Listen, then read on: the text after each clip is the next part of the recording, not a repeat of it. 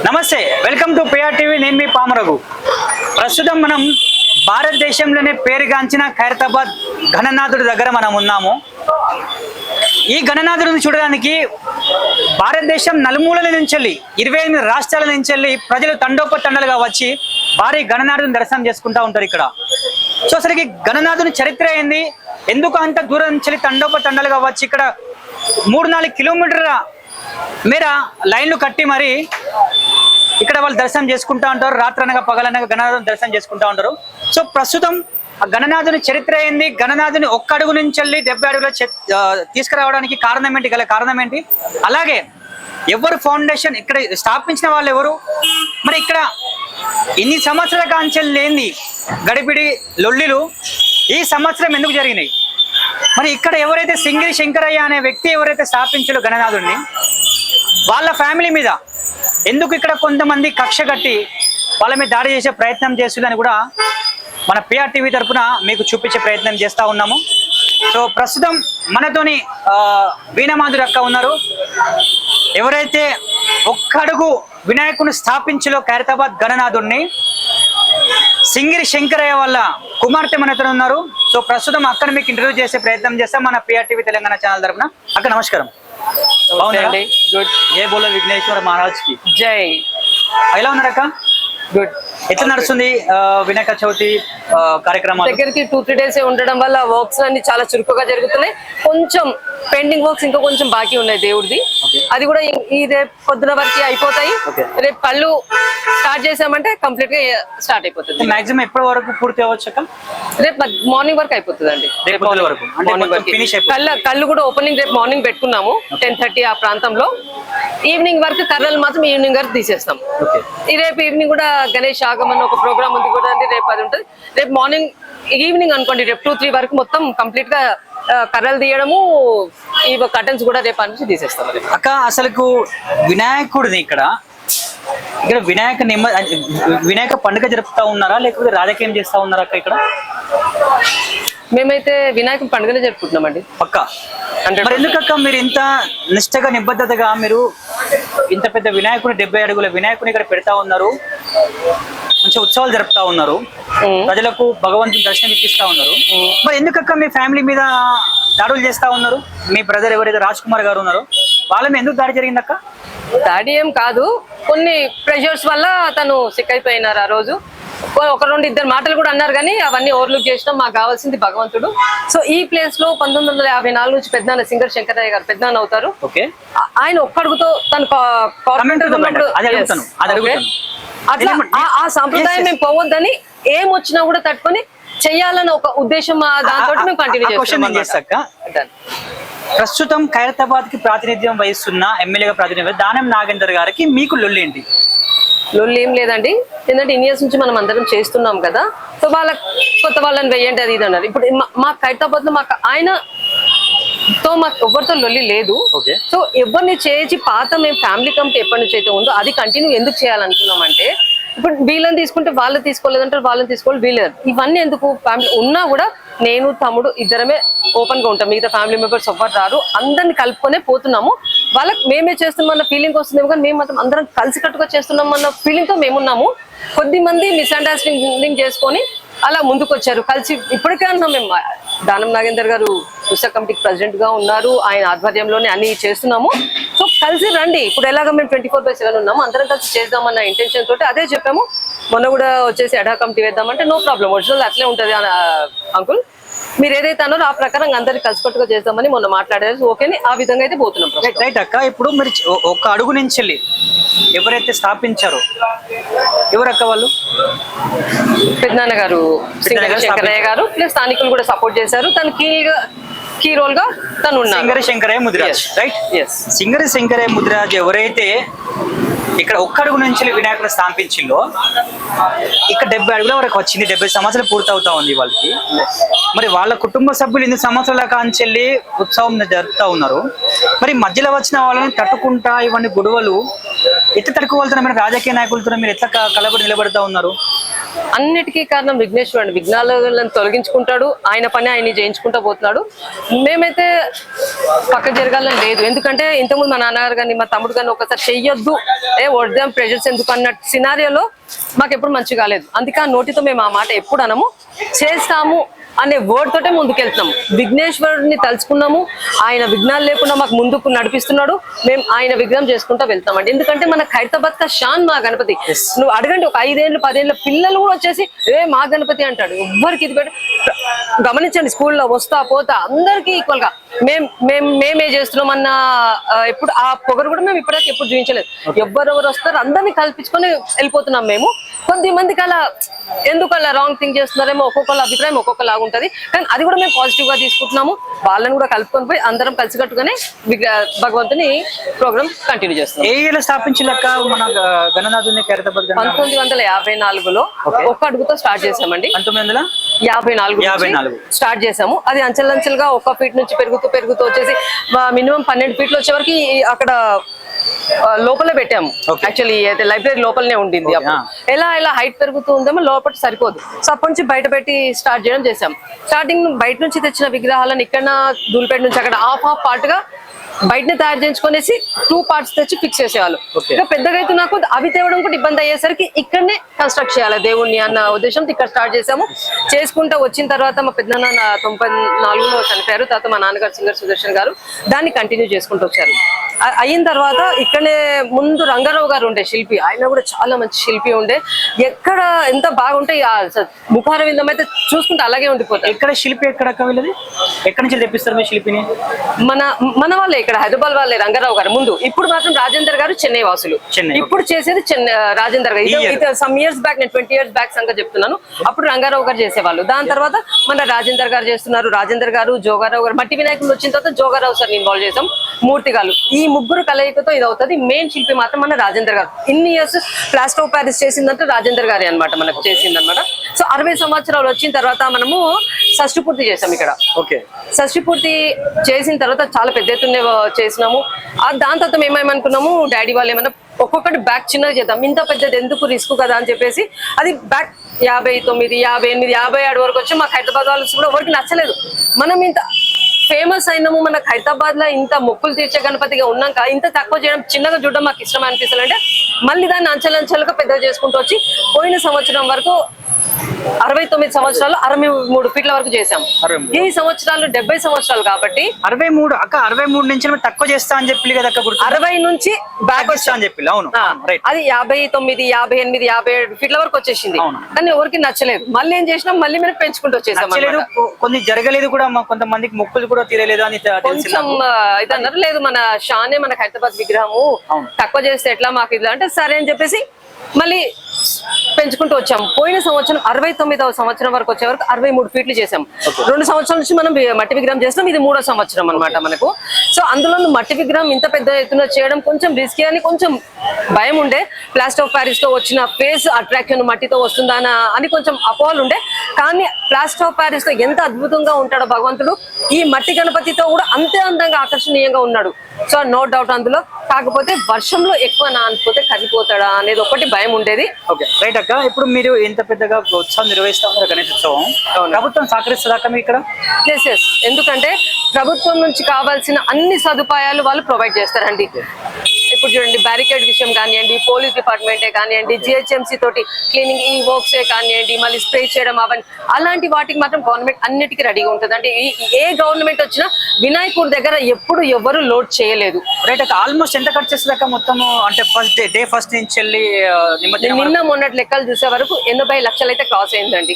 80 లక్షలు? ఎందుకంటే అందులో మట్టి మనము ప్లాస్టర్ ఆఫ్ ప్యారిస్ తో చేసి సింగిల్ ఫేస్ స్టీల్ మనం మొత్తం ఇక్కడ రైట్ సైడ్ విగ్రహాలు కానివ్వండి, లెఫ్ట్ సైడ్ విగ్రహాలు కానివ్వండి, ఇంకా లెక్కలు చూడాలి. ఈ సంవత్సరం మాత్రం ఇంకా ఎక్స్ట్రా అయిపోతుందండి. ఎక్స్ట్రా ఎందుకంటే విగ్రహాలు ఎక్కువ వచ్చాయి, హైట్ ఎక్కువ అయిపోయింది. హైట్ షెడ్ కూడా చూడండి, 100 ఫీట్లు షెడ్ వేయాలంటే మన వాళ్ళు వేయలేరు. స్పెషలిస్ట్ అని పిలవాల్సి వస్తుంది. నర్సాపూర్ నుంచి నర్సరీ టీమ్ ఉందన్నమాట. వాళ్ళందరూ వచ్చేసి 100 ఫీట్లు మన నర్సాపూర్ ఇక్కడ అక్కడ నుంచి వాళ్ళే వస్తారు. వచ్చిన తర్వాత వాళ్ళు ఎందుకు పైనకి వెళ్ళినా కొద్ది ఇక్కడ వాళ్ళకి ఏమవుతుంది, తక్కువ హైట్ ఉన్నప్పుడు చక్కెర వచ్చే కళ్ళు తిప్పే ఇది ఉంటది. కానీ వీళ్ళు ఎక్స్పర్ట్స్ అనమాట. అంత 100 ఫీట్లు అయినా కూడా వాళ్ళు ఈజీగా ఎక్కి సునాయాసంగా షెడ్ వేయగలుగుతారు. దాని తర్వాత మన వెల్డర్స్ టీం ఉన్నారు, నాగబాబు గారి టీము, వాళ్ళ సెకండ్ టర్మ్ వాళ్ళది అయిపోయి కరెక్ట్ వెల్డింగ్ కంప్లీట్ ఫిక్స్ అయిపోయిందంటే ఈ మట్టి ఆర్టిస్టులు మన ఈ కళాకారులు రంగంలోకి దిగుతారు. ఒక్కొక్క స్టెప్ బై స్టెప్ వాళ్ళ వర్క్స్ ఉంటాయి. అది అయిపోయింది లాస్ట్ వచ్చే వరకు రంగులు. రైట్. అంటే ఈ డబ్బులు ఎక్కడి నుంచి చందాలు వసూలు చేస్తారా, లేకపోతే డొనేషన్స్ వస్తాయి ఎక్కడి నుంచి, లేకపోతే మీ సొంత డబ్బులు ఏమన్నా ఇంట్లో నుంచి మీ సొంత డబ్బులు ఎంత పెడతారు, లేకపోతే బయట నుంచి దాతలు ఎవరైనా వస్తారా? దాతలు ఎవరంటే డైలీ వచ్చే పోయే భక్తులతోటి అండి ఇంత పెద్ద ఉత్సవాలు జరుగుతాయి. దాంతో పాటు ఒక బ్యానర్ వస్తుంది, మనకు అడ్వర్టైజ్మెంట్ ఇస్తాం, అది మనకు ఒక 20 lakhs వరకు వస్తుంది. అదొక్కటే పెద్ద అమౌంట్ అంటే అదొక్కటే. దాని తప్ప ఏ విఐపీలు ఇయ్యరు, ఏ ఎంపీలు ఎమ్మెల్యేలు ఏ పొలిటీషియన్స్ ఇవ్వరండి, చెప్తున్నాను కదా. అది ఏం లేదు, ఇక్కడికి వచ్చిపోయే భక్తులు ఇచ్చే కట్న వాళ్ళు ఏమన్నా వస్తే ఒక 1000 రూపాయలు 500 వాళ్ళు డబ్బులలో వేసేలుంటే హుండీలలో వేసి వెళ్తారు. కానీ స్పెషల్ గా ఇంత పెద్ద మొత్తంలో అయితే నేను ఇప్పటిదాకా ఎప్పుడు చూడలేదు, రాలేదు కూడాను. వచ్చే భక్తులదే. అందుకే మేము భక్తులకు ఎందుకంత ఇచ్చేస్తామంటే వాళ్ళ భక్తుడు ఈ భక్తుల భగవంతుడే. అందుకే వాళ్ళందరికీ లైనింగ్ మేము ఎవ్వరికి ఇబ్బంది పడకుండా మంచిగా కావాలనే రీజన్ అదే. వాళ్ళ కట్న కానుకలతోటే ఇంత పెద్ద ఉత్సవాలు భారీగా నడుస్తాయండి. ఏదో ఇంత పెద్ద కాంట్రాక్టర్ వచ్చింది వాళ్ళు ఇచ్చిన అట్లాంటివి ఏమీ లేవు. మా బస్తీ వాసులు కొద్దిమంది బస్తీలో చేసిన చందాలు అంతే అండి.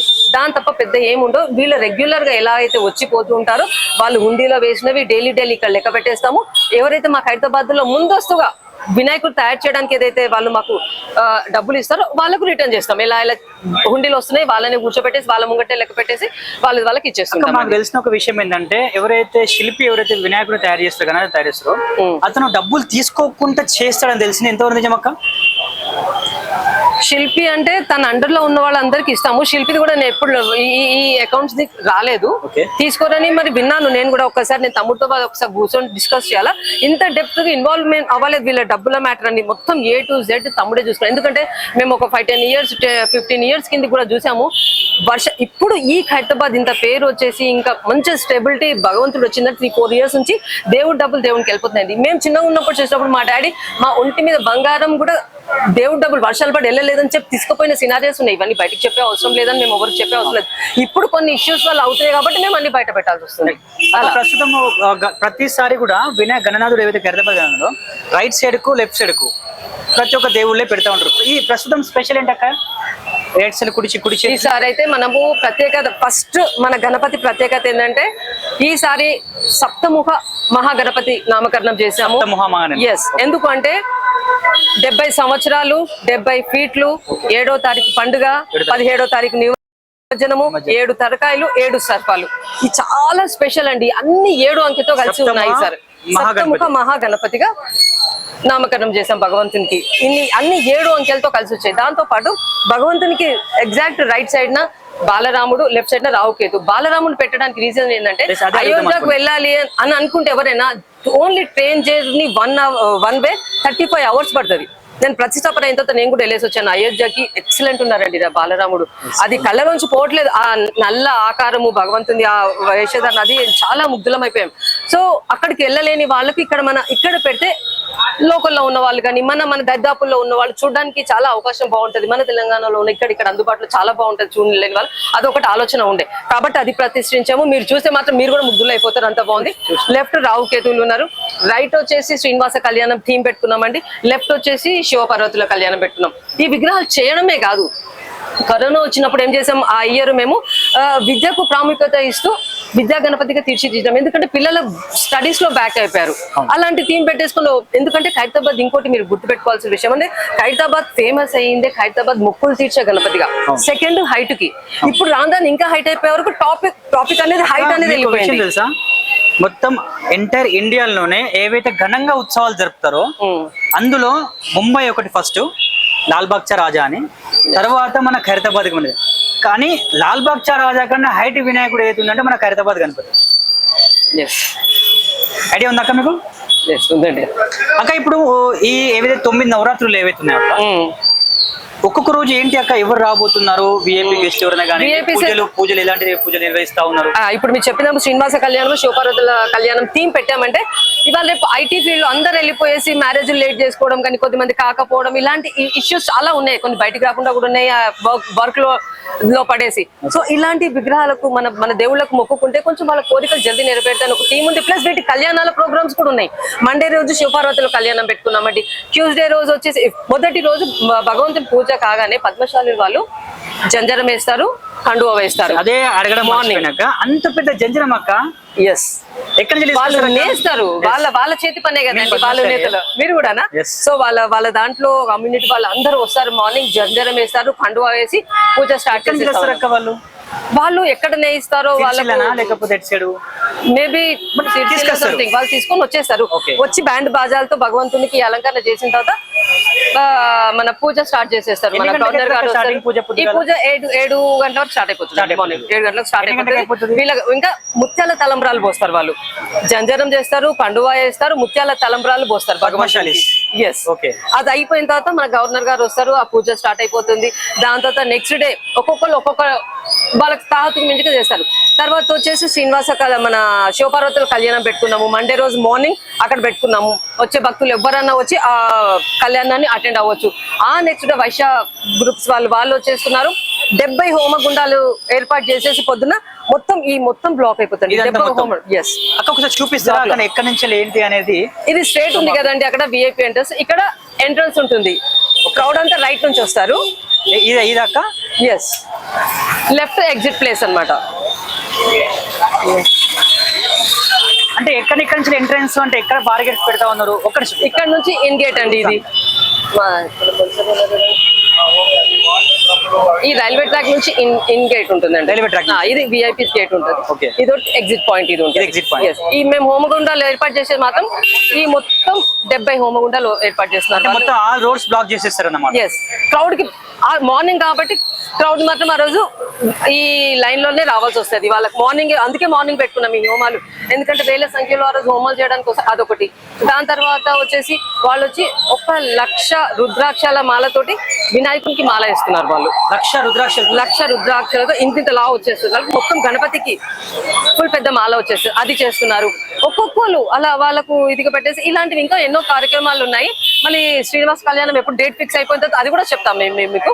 క్రౌడ్ కి మీ ఛానల్ తరఫున కూడా మేము తెలియజేయడం ఏమంటే ఇలాంటి ప్రోగ్రామ్స్ కి అందరు అటెండ్ అవ్వండి, భగవంతుని ఆశీస్సులకు పాత్రలు అవ్వండి అని మరి. అక్క, ఈ 9 రోజులలో ఎంతమంది ప్రజలు అంటే ఎంతమంది భక్తులు ఇక్కడ దర్శనం చేసుకోవచ్చు? అంటే నార్మల్ ఎంతమంది హాజరు కావచ్చు ఇక్కడ మీ అంచనా ప్రకారం?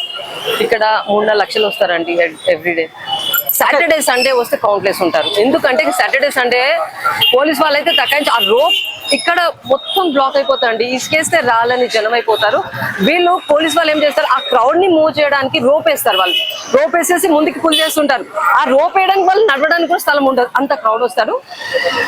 మార్గం అలాంటిది. వచ్చే భక్తులకి ఇక్కడ ఏమన్నా అంటే అన్నదానం గానీ ఏమైనా కార్యక్రమాలు ఏమన్నా చేస్తారా? ప్రసాదాలు ఇచ్చేస్తామండి. ఇక్కడ వాలంటీర్స్ కి మాత్రం భోజన సదుపాయాలు ఉంటాయి. వచ్చే భక్తులకు మాత్రం వాటర్ ఫెసిలిటీ ఉంటుంది. బయట మాత్రం వేరే వాళ్ళు ప్రొవైడ్ చేస్తున్నారు ప్రసాదాలు. మేము కూడా ప్రసాదాలు ఇస్తున్నాము. తీర్థ ప్రసాదాలు వాళ్ళు తీసుకువచ్చేసి ఒకవేళ నీరసం అయిపోవడం ఏమైనా ఇబ్బంది అయిపోతే హెల్త్ క్యాంప్స్ ఉంటుంది, అంబులెన్స్ కూడా రెడీ ఉంటుంది. ఒకవేళ మొబైల్ టాయిలెట్స్ ఎవరికైనా కావాలి అంటే ఈ ఎగ్జిట్ లో ఉన్నాయన్నమాట. వెనక ముందు ఉంటాయి మొబైల్ టాయిలెట్స్ ఉంది. మదర్ ఫీడింగ్ వ్యాన్స్ కూడా అవి బయట సైడ్ పెట్టినామండి. అవి ఈ ఫెసిలిటీస్ అయితే ఉన్నాయండి. ఇంకా నిరంతరం పోలీసుల పర్యవేక్షణలో ఈ సరౌండింగ్స్ లో అందరూ ఉంటారు. పోలీసులు మాత్రం మార్నింగ్ లేదు 24/7 వాళ్ళు వర్క్ చేస్తున్నారండి. వాళ్ళు ఇంకొక లాస్ట్ క్వశ్చన్ ఏంటంటే, హైదరాబాద్ గణనాథుని స్పెషల్ గా ఇక్కడ నుంచి నిమజ్జనం తీసుకెళ్ళడానికి ప్రతి ఎవ్రీ ఇయర్ ట్రైన్ వస్తుంది. అది ఏంటక్క వాళ్ళు అంటే ఎందుకు అంటే స్పెషల్ గా వాళ్ళు అదే ట్రైన్ లో తీసుకెళ్తారంట కదా? ఎందుకంటే ఇంత వెయిట్ మోసేది ఆ ఒకటే ట్రైన్ అండి. ఓకే, ఆ ట్రైన్ తోటి ఆ స్పెషల్ గా మన వినాయకునికే వాళ్ళు పంపిణీ చేస్తారు. రవి ట్రైన్స్ వాళ్ళు వస్తుంది. ఆ వెయిట్ అనేది లేదు. దాని తప్ప వేరే ఏ విలేజ్ చేసినా ఈ వెయిట్ మోయడం చాలా కష్టం. సో ఎవ్రీ ఇయర్ వాళ్ళు స్పెషల్ గా ఉన్నారు. డ్రైవర్ కూడా స్పెషల్ డ్రైవర్, దానికి నిష్ణాతులైన డ్రైవర్ ఉంటారు అనమాట దానికి. సో వాళ్ళతోటే కరెక్ట్ పాసిబిలిటీ అయితే ఎందుకు ఎంత హైట్ లో లేపాలా, ఎంత లిఫ్ట్ చేయాలా, వెయిట్ లో ఎలా అడ్జస్ట్ చేయాలా అనేది వాళ్ళకు ఉంటుంది. కాబట్టి స్పెషల్ గా వాళ్ళే వస్తారు తప్పగా. అలాగే. థ్యాంక్ యూ అక్క, మా పిఆర్ టీవీ తెలంగాణ ప్రేక్షకులకు ఇంత మంచి మీ ఇంటర్వ్యూ ఇచ్చినందుకు. సో ఇలాంటి ఉత్సవాలు మరిన్ని జరుపుకోవాలని మనస్ఫూర్తి కోరుకుంటున్నాక ఒకసారి భారీ గణనాథుని ఆశీర్వాదం మా ప్రేక్షకులు కూడా ఉండాలని.